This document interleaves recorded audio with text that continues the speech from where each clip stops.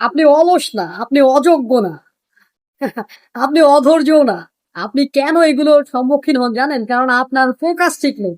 আপনার ফোকাসের কারণে আপনি মানুষের কাছে প্রমাণ করছেন আপনি অলস, আপনি অযোগ্য, আপনি কোন কাজেই ভালো না। ব্যাপারটা এমন কিছুই না। আপনার সকল potential আছে, সকল যোগ্যতা আছে। সমস্যা হচ্ছে ফোকাস ধরে রাখা। আপনি যখন এই ফোকাস ধরে রাখা শিখে যাবেন, তখন আপনি লাইফে যেকোনো জায়গায় ভালো করবেন।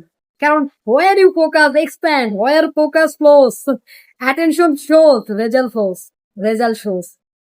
সো ফোকাস ছাড়া জীবনে বড় কিছু করা সম্ভব। সো আপনি যদি লাইফে বড় কিছু হতে চান, আপনি যদি সফল হতে চান, আপনি যদি আপনার পজিশনে ভালো জায়গায় যেতে চান, আপনি যাই করতে চান না কেন একটা জিনিস আপনার লাগবেই সেটা হচ্ছে ফোকাস।